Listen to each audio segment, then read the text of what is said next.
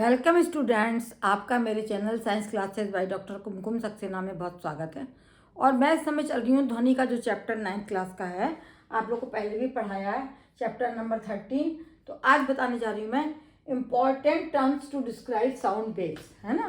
कौन कौन सी जो टर्म्स है जिन्हें हम वो करते हैं, यूज़ करते हैं ध्वनि के व्यक्त करने के लिए, उसकी तरंगों को व्यक्त करने के लिए, उसका समय दोलन गति व्यक्त करने के लिए जिन चीज़ों को हम यूज़ करते हैं उन्हें हम क्या कहते हैं, उन्हें हम ध्वनि तरंगे या ध्वनि के विभिन्न आयाम या ध्वनि तरंगों को व्यक्त करने के लिए विभिन्न टर्म्स हम साउंड वेव्स कहा जाता है। इसके अंतर्गत सबसे पहले मैं बताने जा रही हूँ साम्य स्थिति क्या होती है। साम्य स्थिति, ठीक है। साम्य माने स्थिर अवस्था, जहां से कि ये इधर उधर दोलन कर सकता है, उसको हम बोलते हैं साम्य स्थिति। तो साम्य स्थिति क्या होगी कि जब कोई दोलन करती वस्तु अपनी मध्य स्थिति के इधर और या उधर जितना विचलित होती है, जितना हटती है, उसको हम बोलते हैं दोलन करने वाली वस्तु जिस बिंदु के इधर उधर गति करती है, उस बिंदु को हम, जैसे ये है यहाँ से है, यहाँ से गति करनी, तो इसको हम बोलेंगे साम्य स्थिति, है ना। दोलन करने वाली वस्तु, दोलन करने वाली वस्तु, एक सेकंड, दोलन करने वाली वस्तु अपनी मध्य स्थिति के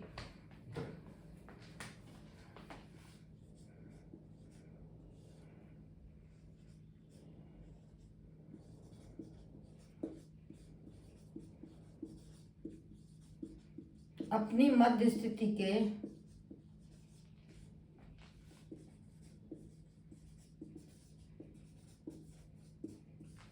जो उसका बीच का बिंदु है, मध्य स्थिति के इधर उधर गति करती है, इधर उधर गति करती है,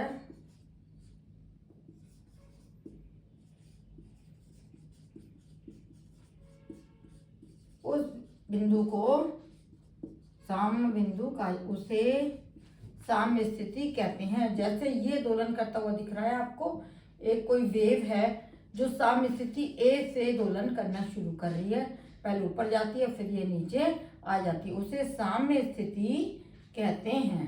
क्या बोलते हैं उसे? उसे साम्य स्थिति कहा जाता है।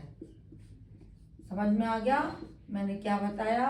कि कोई दोलन करने वाली वस्तु अपनी मध्य स्थिति ए से जितना ऊपर जितना नीचे, फिर ऊपर फिर नीचे दोलन करेगी, उस स्थिति को हम कहेंगे साम्य स्थिति, या बीच का बिंदु, उसको हम क्या बोलेंगे?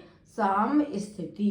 अब दूसरी सब चीज आप देखिए क्या होता है, विस्थापन, है ना। विस्थापन, इस तरीके की सब बातों को आपको समझना है, तभी आप ना जो सवाल है उन्हें हल कर पाएंगे।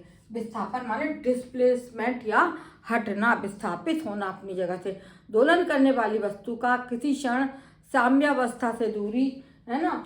ये दोलन करने वाली वस्तु की, दोलन करने वाले वस्तु की अपनी साम्य अवस्था से जितना हटेगी,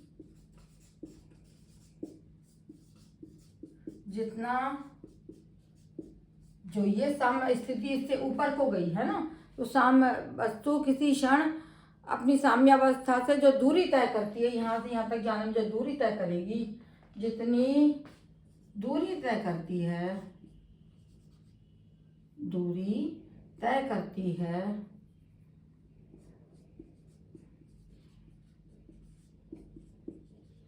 उसे विस्थापन कहते हैं। उसे क्या कहते हैं? उसे विस्थापन कहा जाता है, ठीक है। अपनी साम्य स्थिति से जितनी दूरी तय करेगी एक और, वो उसका कहलाता है विस्थापन या डिस्प्लेसमेंट, ठीक है। अब आप समझ लिए आयाम क्या होता है।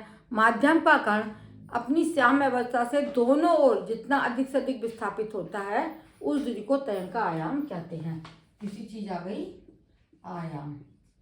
आयाम क्या होता है? कि दोलन करने वाली वस्तु या माध्यम का कण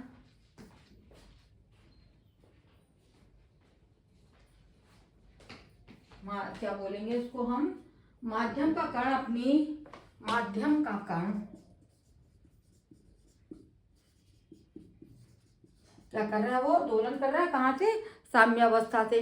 तो माध्यम का कण अपनी साम्यावस्था से दोनों ओर, जैसे इधर और इधर, है ना, अपनी साम्यावस्था से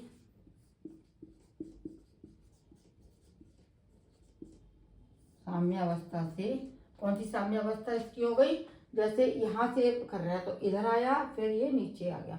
तो अपनी साम्यावस्था से जितना, है ना, क्या होगा, जितना अधिक से अधिक विस्थापित होता है, जैसे यहाँ से यहाँ गया और यहाँ से यहाँ आया, है ना। तो अपनी साम्यावस्था से दोनों ओर, अपनी साम्यावस्था से दोनों ओर जितना अधिक विस्थापित होता है,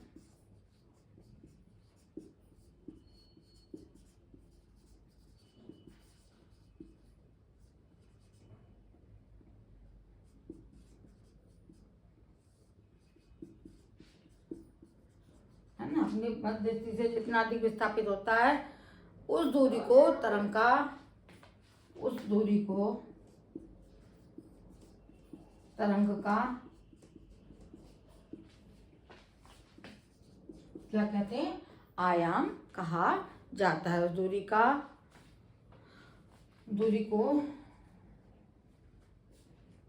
को तरंग का आयाम कहा जाता है।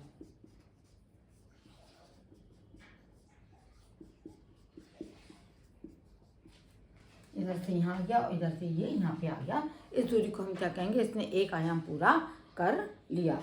अब आइए तरंग दैर्घ्य, अगली चीज आती है तरंग दैर्घ्य। तरंग दैर्घ्य क्या होता है, इसको भी समझ लीजिए आप अच्छी तरीके से। ये तरंग दैर्घ्य किन्हीं दो गर्तों एवं दोनों रिंगों के बीच की दूरी, यानी दो गर्त कौन से होगा, ये और ये, तो इससे इसके बीच की दूरी, या यहाँ से इसको मान लो ओ और पी के बीच की दूरी, या डी और एच के बीच की दूरी क्या कहलाएगी, तुम्हारी तरंग दैर्घ्य कहलाती है। किन्हीं दो गर्तों एवं दो रिंगों के बीच की दूरी, किन्हीं दो गर्तों एवं दो रिंगों के बीच की दूरी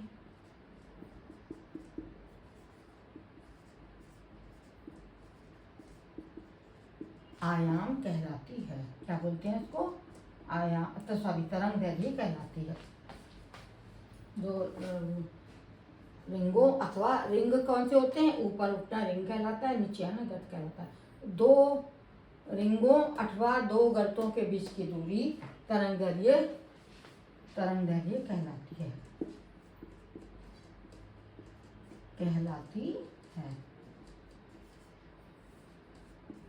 ठीक है, इसको हम क्या बोलते हैं, इसको हम तरंग दैर्घ्य कहते हैं। और दो क्रमागत संपीड़न और दो समागत बेलनों के बीच की दूरी भी आपकी क्या कहलाएगी, तरंग दैर्घ्य कहलाएगी। जैसे संपीड़न बेलन मैंने आपको बताया था कि पास पास होते हैं संपीड़न, दूर दूर बेलन, तो एक बेलन से दूसरे बेलन के बीच की दूरी और एक आपके संपीड़न से दूसरे संपीड़न के बीच की दूरी क्या कहलाती है, तरंग दैर्घ्य कहलाती है। और इसको हम कैसे, इसको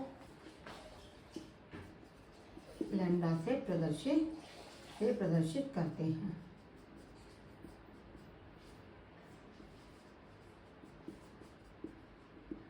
कैसे प्रदर्शित करेंगे, इसको हम लैम्डा से प्रदर्शित करेंगे और इसका एसआई मात्रक मीटर होता है। इसका एसआई मात्रक मीटर होता है।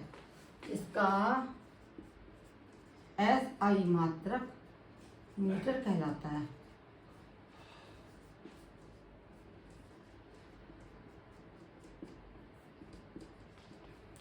समझ में आ गई, ये आप में क्या होगा, ये किन्हीं दो गर्तों, है ना, इसकी और इसके बीच की दूरी या इसके और इसके बीच की दूरी आपकी तरंग दैर्घ्य कहलाती है। इसे लैम्डा से प्रदर्शित करते हैं और इसका एसआई मात्रक क्या होता है, इसका एसआई मात्रक मीटर होता है। अब आप देखेंगे आवृत्ति क्या होती है, एक चीज और देख लीजिए, आवृत्ति किसे कहते हैं, आवृत्ति कंपन करने वाली वस्तु की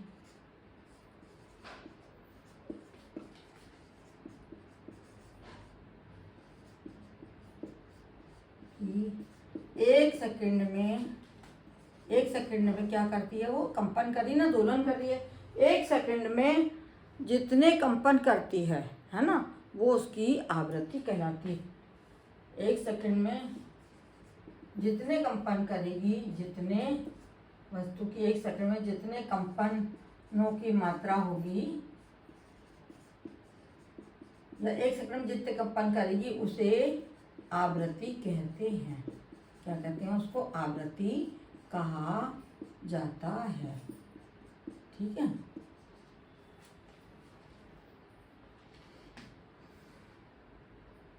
इसका SI मात्रक हर्ट्ज होता है। इसका SI मात्रक हर्ट्ज होता है।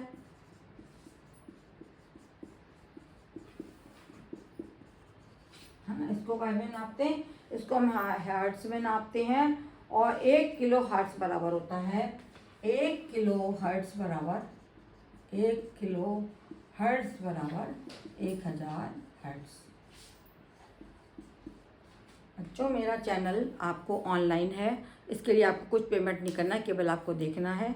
आप देखें, शेयर करें, अपने दोस्तों को बताएं। अब आपका समय एग्ज़ाम का नज़दीक आ गया है, इसलिए मैं आपका कोर्स कंप्लीट जल्दी से करवा रही हूँ। और मैं अपना समय ना बर्बाद करते हुए मेरे चैनल को आप अगर सब्सक्राइब जिन्होंने नहीं करा वो करें, और नहीं तो बाकी लोग केवल देखें और इसमें कमेंट अवश्य करें। धन्यवाद।